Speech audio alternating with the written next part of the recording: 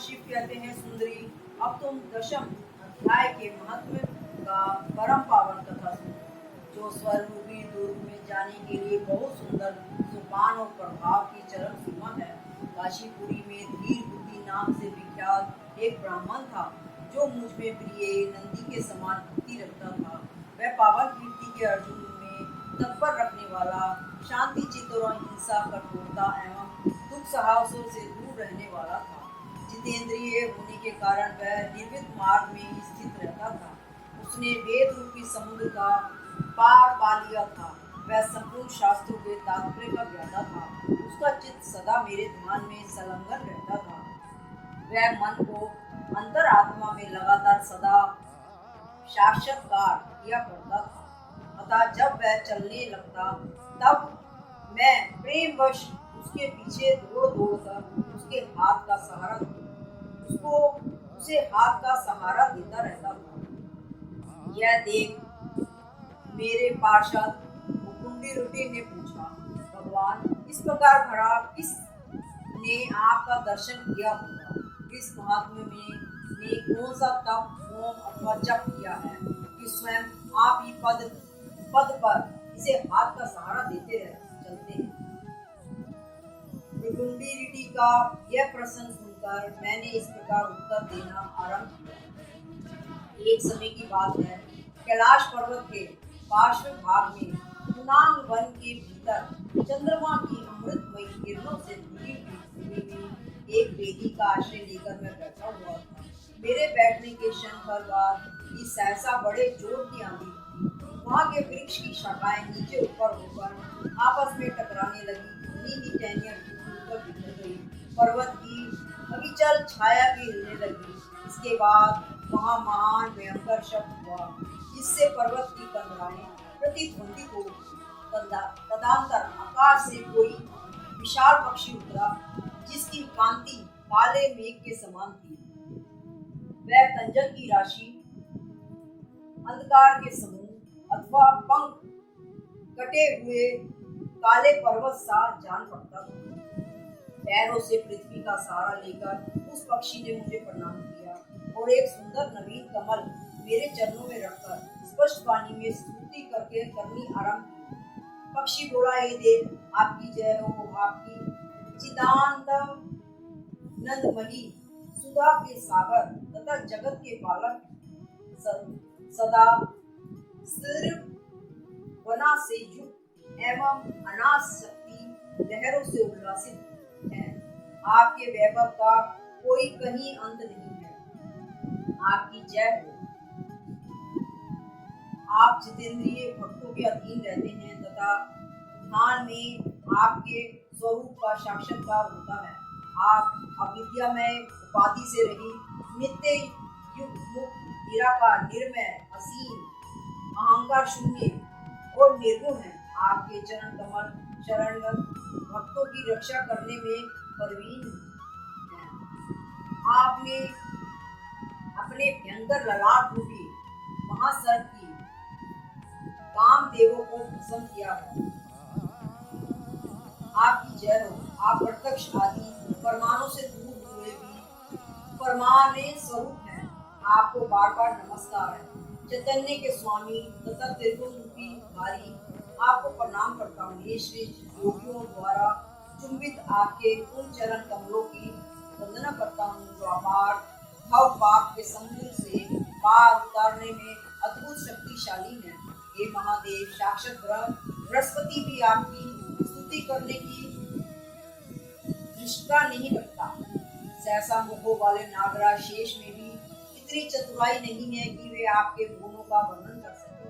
फिर मेरे जैसी छोटी बुद्धि वाले पक्षी की तो विसात ही क्या है। उस पक्षी के द्वारा किए हुए इस क्रोध को सुनकर मैंने उससे पूछा, तुम कौन हो, कहाँ से आए हो? तुम्हारी आकृति तो हंस जैसी है, मगर रंग कोई का मिला है।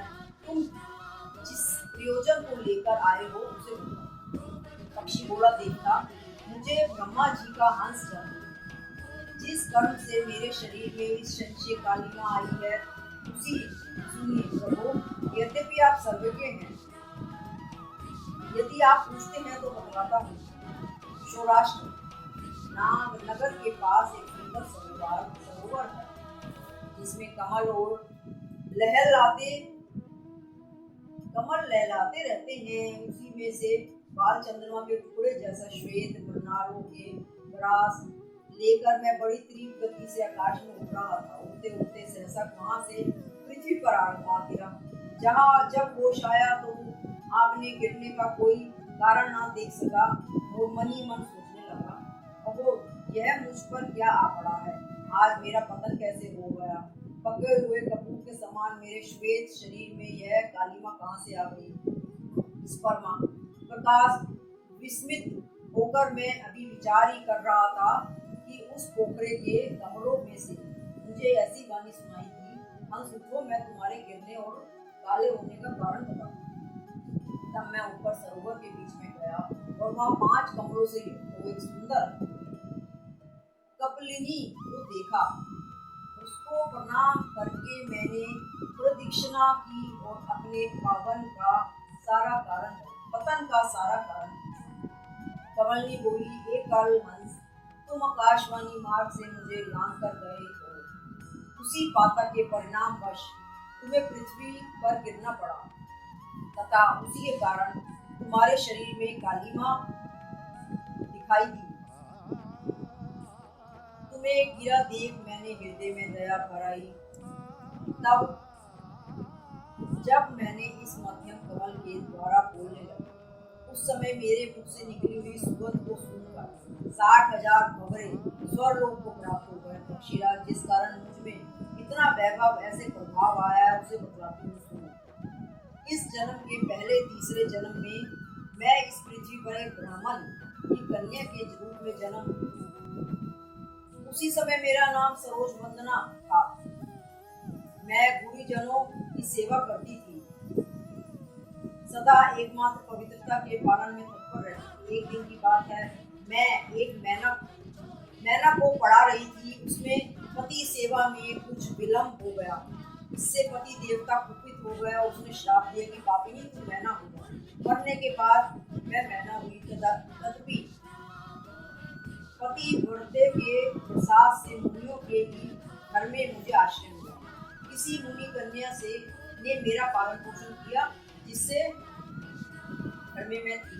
वहाँ ब्राह्मण प्रतिदिन प्रातःकाल विभूति योग नाम से प्रसिद्ध गीता के 10वें अध्याय का पाठ करती और मैं उस पाप भारी अध्याय को सुना करती थी।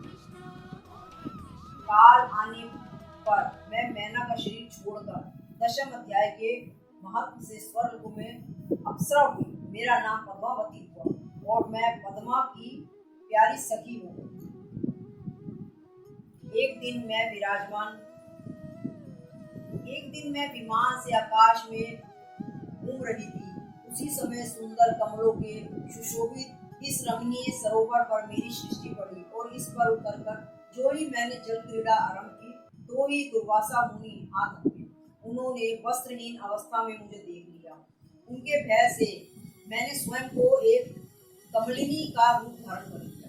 मेरे दोनों पैर 2 कमल हुए, दोनों हाथ भी 2 कमल हो गए और शेष अंगों के साथ मेरा मुख भी एक कमल हुआ।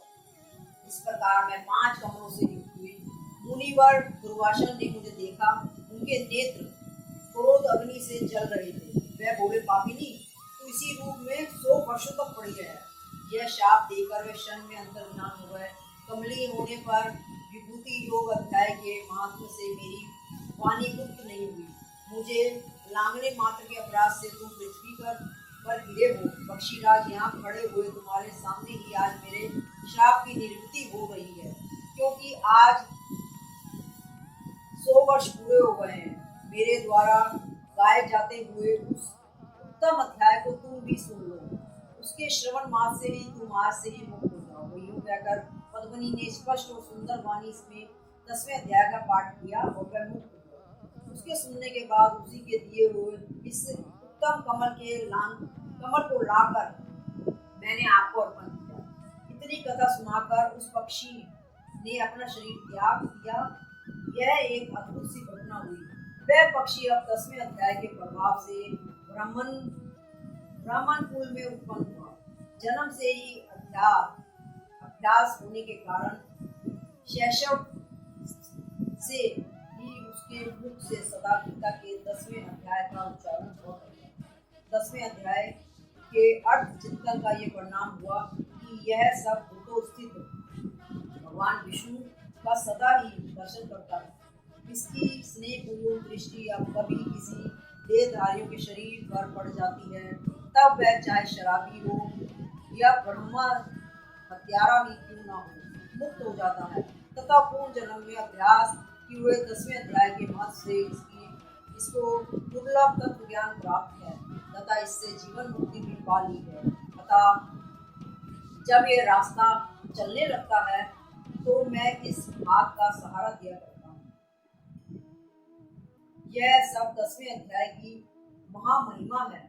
पार्वती, इस प्रकार मैंने हुंडी रीति के सामने जो पाप नाशक कथा कही है, नर हो या नारी अथवा कोई भी क्यों ना हो, इस 10वें अध्याय का श्रवण मात्र से ही उसे सब आश्रमों में पालन का फल प्राप्त होता है। जय श्री